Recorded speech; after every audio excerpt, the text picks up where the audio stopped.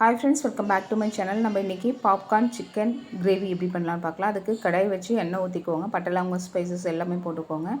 வெங்காயம் கட் பண்ணி போட்டுக்கோங்க தேவையான அளவுக்கு. வெங்காயம் வதங்கிறதுக்கு கொஞ்சமாக சால்ட் ஆட் பண்ணி நல்லா வதக்கிக்கோங்க. வெங்காயம் நல்லாவே வதங்கணும். வதங்கினதுக்கு அப்புறமா பார்த்திங்கன்னா கருவேப்பிலை ஆட் பண்ணிக்கோங்க. கூடவே மல்லி இலை இருந்தாலும் ஆட் பண்ணிக்கோங்க, இன்னும் டேஸ்ட் அதிகமாக இருக்கும். என்கிட்ட இல்லை, அதனால விட்டுட்டேன். அதுக்கப்புறம் மஞ்சத்தூள் கொஞ்சம் ஆட் பண்ணிக்கோங்க. மஞ்சத்தூளும் நல்லா சேர்த்து வதக்கிக்கோங்க. அதுக்கப்புறம் தக்காளி தேவையான அளவுக்கு கட் பண்ணி போட்டு அதையும் சேர்த்து நல்லா வதக்கிக்கோங்க. இந்த தக்காளி வெங்காயம் நல்லா பேஸ்ட் ஆகிற மாதிரி நல்லா மீடியம் ஃப்ளேமில் வச்சு வதக்கிக்கோங்க. இதுக்கப்புறம் இஞ்சி பூண்டு பேஸ்ட் க்ரஷ் பண்ணி போட்டிருக்கேன், அரைக்கல நான். நீங்கள் பேஸ்ட்டாக போட்டாலும் ஓகே தான். இதையும் போட்டு நல்லா வதக்கிக்கோங்க. இது வதங்கினதுக்கு அப்புறமா பார்த்திங்கன்னா ஒரு உருளைக்கிழங்கை ஆட் பண்ணிக்கிறேன் கட் பண்ணி. அதையும் நல்லா வதக்கிட்டு இப்போது தேவையான மிளகாத்தூள், சில்லி மிளகாத்தூள் போடுங்க கொஞ்சமாக. அதுக்கப்புறம் குழம்பு மிளகாத்தூள் தேவையான அளவுக்கு போட்டுக்கோங்க. இதை எல்லாத்தையும் சேர்த்து நல்லா வதக்கிக்கோங்க. இந்த பச்சை ஸ்மெல் போகிற மாதிரி வதக்கிக்கோங்க.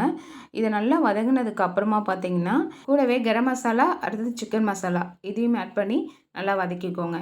அதுக்கப்புறமா தேவையான அளவுக்கு தண்ணி ஊற்றி இதை கொதிக்க விடணும். நீங்கள் இது நல்லா கொதித்து ஒரு கிரேவி பார்த்திங்கன்னா நல்லா செமி சாலிடாக ஆகிற மாதிரி இருந்துச்சுன்னா தான் இந்த கிரேவி ரொம்ப நல்லாயிருக்கும். ஏன்னா நம்ம ஃப்ரைடு சிக்கன் போட போகிறோம் இல்லைங்களா, ஸோ அந்த மாதிரி இருக்கணும். ரொம்ப தண்ணியாக இருக்கக்கூடாது. குழம்பு நல்லா செமி சாலிடாக இருக்கிற மாதிரி இருந்தால் தான் நல்லாயிருக்கும். இப்போ ஆல்ரெடி ஃப்ரைடு சிக்கன் பண்ணி வச்சுட்டோம் சிக்கனை.